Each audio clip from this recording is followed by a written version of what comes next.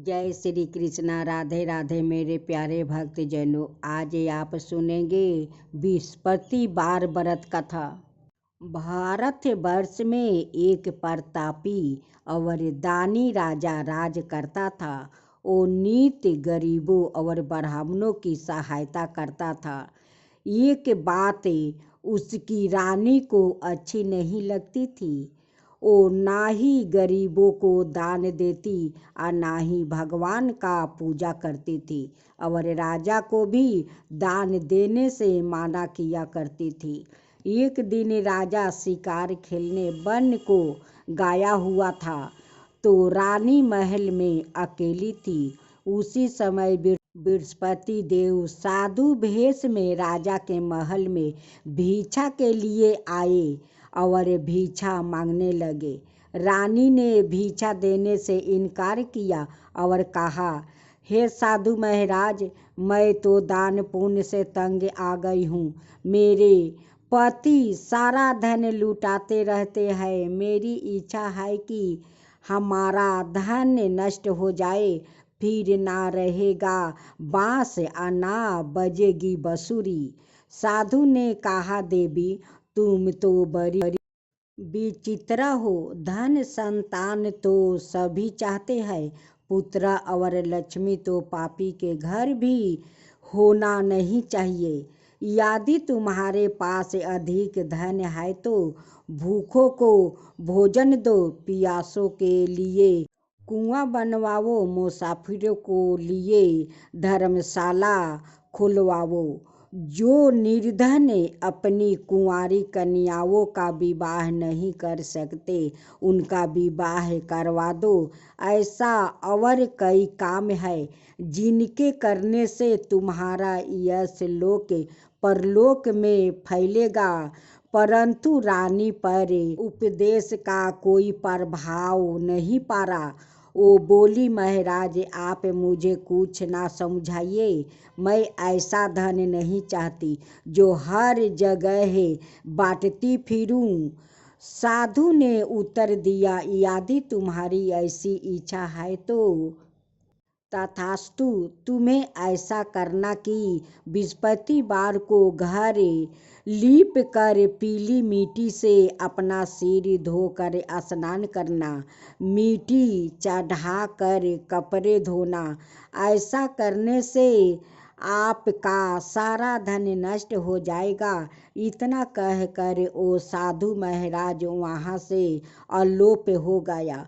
साधु के अनुसार कही बातों को पूरा करते हुए रानी को केवल 3 बृहस्पतिवार ही बीते थे कि उसकी समस्त धन संपत्ति नष्ट हो गई।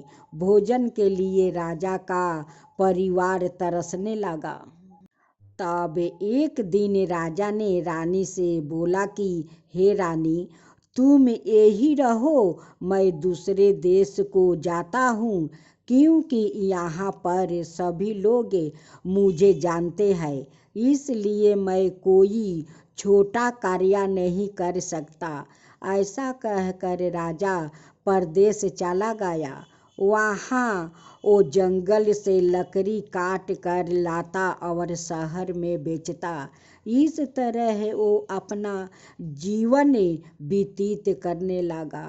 इधर राजा के परदेश जाते ही रानी और दासी दुखी रहने लगी। एक बार जब रानी और दासी को 7 दिन तक बिना भोजन के रहना पड़ा, तो रानी ने अपनी दासी से कहा, हे दासी, पास ही के नगर में मेरी बहन रहती है। वो बड़ी धनवान है। तू उसके पास जा और कुछ ले आओ, ताकि थोड़ी बहुत गुजारा बसर हो जाए। दासी रानी की बहन के पास गई। उस दिन गुरुवार था और रानी की बहन उस समय बृहस्पतिवार व्रत की कथा सुन रही थी। दासी ने रानी की बहन को अपनी रानी का संदेश दिया, लेकिन रानी की बड़ी बहन ने कोई उत्तर नहीं दिया। जब दासी को रानी की बहन से कोई उत्तर नहीं मिला तो वो बहुत दुखी हुई और उसे क्रोध भी आया। दासी ने वापस आकर रानी को सारी बात बता दी। सुनकर रानी ने अपने भागे को कोसे रही थी। उधर रानी की बहन ने सोचा कि मेरी बहन की दासी आई थी, परंतु मैं उससे नहीं बोली, इससे वो बहुत दुखी हुई होगी। कथा सुनकर और पूजा समाप्त करके वो अपनी बहन के घर आई और कहने लगी, हे बहना, मैं बृहस्पतिवार का व्रत कर रही थी, तुम्हारी दासी मेरे घर आई थी, परंतु जब तक कथा होती है तब तक ना तो उठते हैं और ना ही बोलते हैं, इसलिए मैं नहीं बोली। कहो दासी क्यों गई थी? रानी बोली, बहन, तुमसे क्या छिपाऊं, हमारे घर में खाने तक को अनाज नहीं था। ऐसा कहते कहते रानी की आंखें भर आई। उसने दासी समेत पिछले 7 दिनों से भूखे रहने तक की बात अपनी बहन को विस्तार पूर्वक सुना दिया। रानी की बहन बोली, देखो बहना, भगवान बृहस्पति देव सबकी मनोकामना को पूर्ण करते हैं। देखो, शायद तुम्हारे घर में अनाज रखा हो। पहले तो रानी को विश्वास नहीं हुआ, पर बहने के आग्रह करने पर उसने अपनी दासी को अंदर भेजा तो उसे सचमुच अनाज से भरा एक घड़ा मिल गया। यह देखकर दासी को बड़ी हैरानी हुई। दासी रानी से कहने लगी, हे रानी, जब हमको भोजन नहीं मिलता तो हम व्रत ही तो करते हैं, इसलिए क्यों ना इनसे व्रत और कथा की विधि पूछ लीजिए ताकि हम भी व्रत कर सके। तब रानी ने अपनी बहन से बृहस्पतिवार के बारे में पूछा।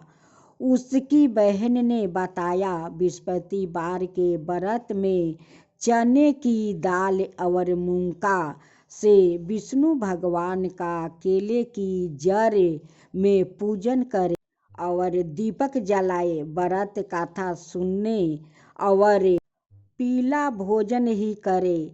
इससे बृहस्पति देव प्रसन्न होते हैं। व्रत और पूजा विधि बताकर रानी की बहन अपने घर को लौट गई। 7 दिन के बाद जब गुरुवार आया तो रानी और दासी ने व्रत रखा। घोरशाले से जाकर चना और गुड़ लेकर आई।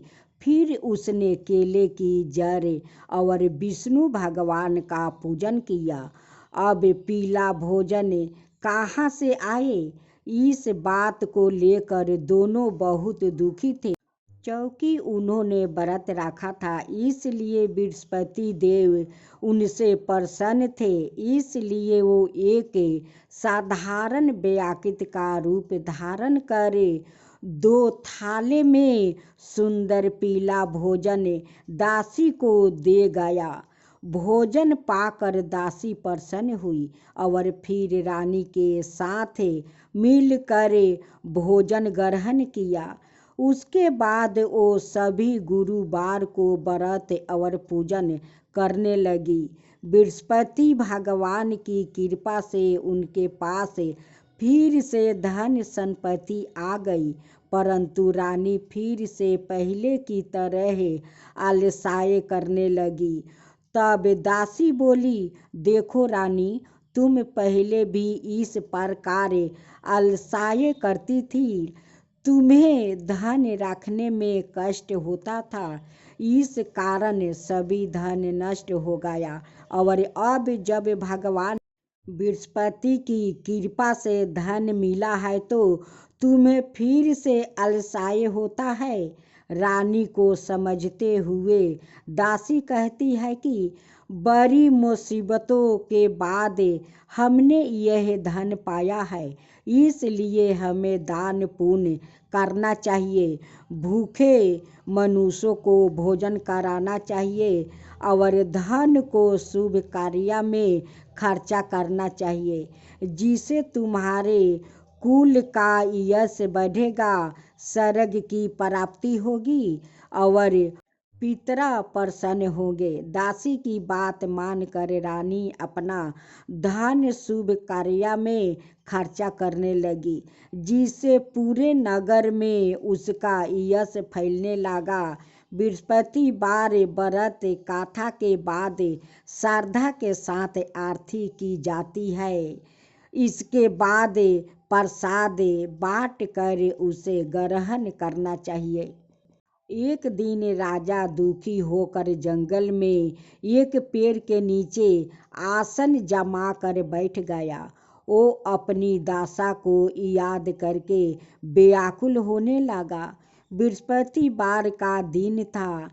एकाएक उसने देखा कि निर्जल वन में एक साधु प्रकट हुआ है। वो साधु भेष में सवाए बृहस्पति देवता थे। लकड़हारा के सामने आकर बोले, हे लकड़हारा, इस सुनसान जंगल में तू चिंता मगन क्यों बैठा है? लकड़हारा ने दोनों हाथ जोड़कर प्रणाम किया और उत्तर दिया, महात्मा जी, आप सब कुछ जानते हैं, मैं क्या कहूँ? यह कहकर रोने लगा और साधु को अपनी आत्मकथा सुनाई। परमात्मा जी ने कहा, तुम्हारी स्त्री ने बृहस्पति के दिन बृहस्पति भगवान का निरादर किया है, जिसके कारण रूठ होकर उन्होंने तुम्हारी यह दशा कर दिया है। अब तुम चिंता को दूर करके मेरे कहने पर चलो तो तुम्हारा सब कष्ट दूर हो जाएगा और भगवान पहले से भी अधिक संपत्ति देंगे। तुम बृहस्पति के दिन कथा किया करो, 2 पैसे के चना मुनका लाकर उसका प्रसाद बनाओ और शुद्ध जल से लोटे में शक्कर मिलाकर अमृत तैयार करो। कथा के पश्चात अपने सारे परिवार और सुनने वाले प्रेमियों में अमृत और प्रसाद बांट कर आप भी ग्रहण करो। ऐसे करने से भगवान तुम्हारी सब मनोकामना पूरी करेंगे। साधु के ऐसे वचन सुनकर लकड़हारा बोला, हे प्रभु, मुझे लकड़ी बेचकर इतना पैसा नहीं मिलता जिससे भोजन के उपरांत कुछ बचा सकूं। मैंने रात्रि में अपनी स्त्री को व्याकुल देखा है। मेरे पास कुछ भी नहीं जिससे मैं उसकी खबर ले सकूं। साधु ने कहा, हे लकड़हारा, तुम किसी बात की चिंता मत करो। बृहस्पति के दिन तुम रोजाना की तरह लकड़ी लेकर शहर को जाओ। तुमको रोज से दोगुना धन प्राप्ति होगा, जिससे तुम भली भांति भोजन कर लोगे और बृहस्पति देव की पूजा का सामान भी आ जाएगा। इतना कहकर साधु अंतर्ध्यान हो गए। धीरे धीरे समय व्यतीत होने पर फिर वही बृहस्पतिवार का दिन आया और लकड़हारा जंगल से लकड़ी काट कर किसी शहर में बेचने गया। उसे उस दिन और दिन से अधिक पैसा मिला। राजा ने चना गुड़ आदि लाकर गुरुवार का व्रत किया। उस दिन से उसके सभी क्लेश दूर हुआ। परंतु जब दोबारा गुरुवार का दिन आया तो बृहस्पतिवार का व्रत करना भूल गया। इस कारण बृहस्पति भगवान नाराज हो गए। उस दिन उस नगर के राजा ने विशाल यज्ञ का आयोजन किया और शहर में यह घोषणा करवा दी कि कोई भी मनुष्य अपने घर में भोजन ना बनावे ना आग जलावे। समस्त जनता मेरे यहाँ भोजन करने आवे। इस आज्ञा को जो ना मानेगा उसे फांसी की सजा दी जाएगी। इस तरह की घोषणा संपूर्ण नगर में करवा दी गई। राजा की आज्ञा अनुसार शहर के सभी लोग भोजन करने गया, लेकिन लकड़हारा कुछ देर से पहुंचा, इसलिए राजा उसको अपने साथ घर ले आया और ले जाकर भोजन करवा रहे थे तो रानी की दृष्टि उस खूंटी पर पड़ी जिस पर उसका हार लटकाया हुआ था। वहां पर दिखाई नहीं दिया। रानी ने निश्चय किया कि मेरा हार इस मनुष्य ने चुरा लिया है। उसी समय सिपाहियों को बुलाकर उसको कारावास में डलवा दिया गया। जब लकड़हारा कारागार में पड़ गया और बहुत दुखी होकर विचार करने लगा कि ना जाने कौन से पूर्व जन्म के कर्म से मुझे यह दुख प्राप्ति हुआ है, और उसी साधु को याद करने लगा जो कि जंगल में मिला था।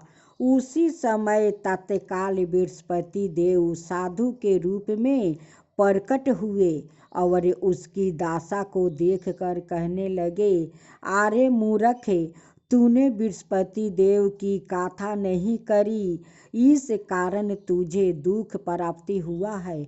अब चिंता मत कर, बृहस्पति वार के दिन कारागार के दरवाजे पर 4 पैसा पड़े मिलेगा। उससे तू चना गुड़ मुनका लियाकर बृहस्पति देव की पूजा करना, तेरे सभी कष्ट दूर हो जाएगा। इस तरह रात्रि के सपने को देखकर राजा प्रातःकाल उठा और खूंटी पर हार देखकर लकड़हारा को बुलाकर क्षमा मांगी और लकड़हारा को योग्य सुंदर वस्तु आभूषण देकर विदा कर दिया। बृहस्पति देव की आज्ञा अनुसार लकड़हारा अपने नगर को चल दिया। राजा जब अपने नगर के निकट पहुंचा तो उसे बड़ा आश्चर्य हुआ। नगर में पहले से अधिक बाग, तालाब, कुएं और बहुत सी धर्मशाला, मंदिर आदि बन गई है। राजा ने पूछा, यह किसका बाग और धर्मशाला है? तब नगर के सब लोग कहने लगा, यह सब रानी और बंदी के है। जो राजा को आश्चर्य हुआ और गुस्सा भी आया। जब रानी ने यह खबर सुनी कि राजा आ रहे हैं तो उन्होंने बंदी से कहा कि हे दासी, देख, राजा हम लोग कितनी बुरी हालत में छोड़ गया था। हमारी ऐसी हालत देख कर वो लौट ना जाए, इसलिए तू दरवाजे पर खड़ी हो जा। आज्ञा अनुसार दासी दरवाजे पर खड़ी हो गई। राजा आए तो उन्हें अपने साथ ले आई। तब राजा ने क्रोध करके अपनी रानी से पूछा कि यह धन तुम्हें कैसे प्राप्ति हुआ है? तब उन्होंने कहा, हमें यह सब धन बृहस्पति देव के इस व्रत के प्रभाव से प्राप्ति हुआ है।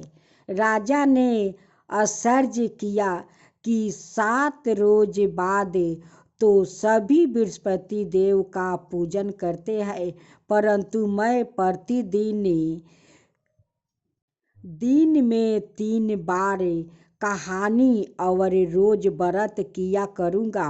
अब हर समय राजा के दुपट्टे में चने की दाल बंधी राखी और दिन में 3 बार कहानी कहता।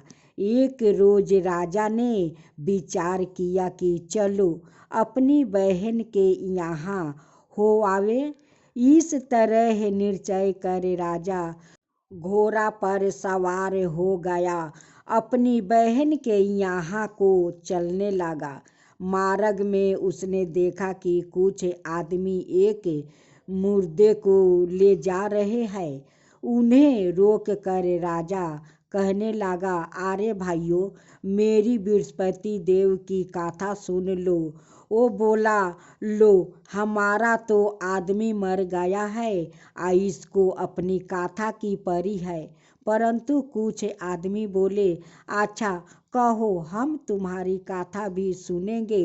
राजा ने दाल निकाली और जब कथा आधी हुई कि मुर्दा हिलने लग गया और जब कथा समाप्त हो गई तो राम राम कह के मनुष्य उठ कर खड़ा हो गया। आगे मार्ग में उसे एक किसान खेत में हाल चलाता मिला।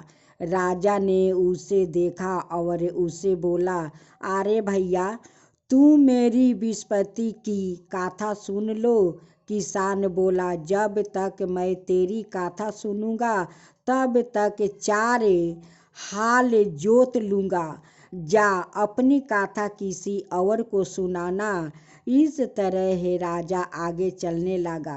राजा के हटते ही बैल पछाड़ खाकर गिर पड़ा और किसान के पेट में बड़ी जोर का दर्द होने लगा।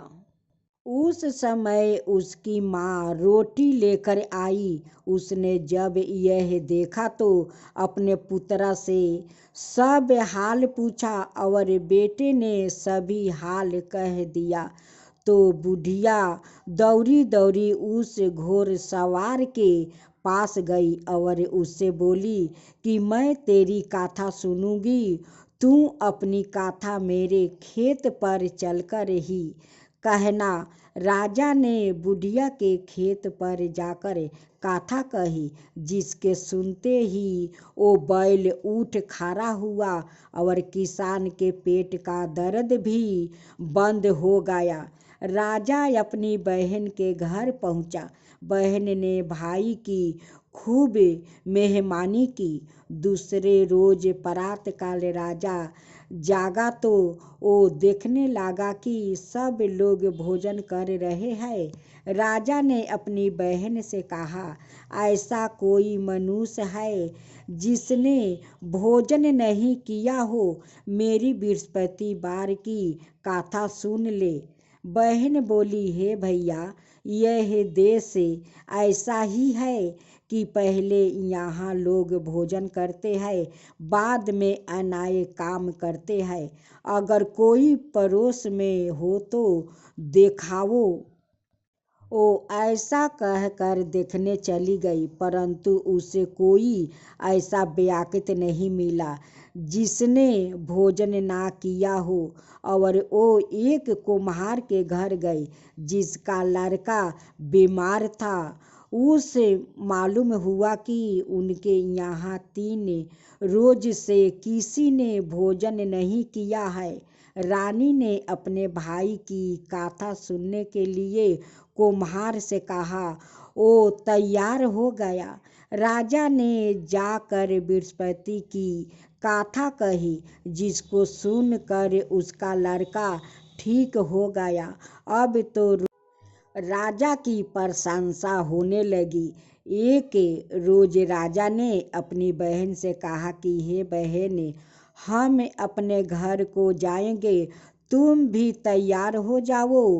राजा की बहन ने अपनी सास से कहा। सास ने कहा, हाँ चली जा, परंतु अपने लड़कों को मत ले जाना, क्योंकि तेरे भाई के कोई औलाद नहीं है। बहन ने अपने भैया से कहा, हे भैया, मैं तो चलूँगी, पर कोई बालक नहीं जाएगा। राजा बोला, जब कोई बालक नहीं चलेगा तब तुम ही क्यों जाओगी। बड़े दुखी मन से राजा अपने नगर को लौट आया। राजा ने अपनी रानी से कहा, हमें निर्वंशी है, हमारा मुंह देखने का धर्म नहीं है और कुछ भोजन आदि नहीं किया। रानी बोली, हे प्रभु, बृहस्पति देव ने हमें सब कुछ दिया है, वो हमें औलाद अवश्य देंगे।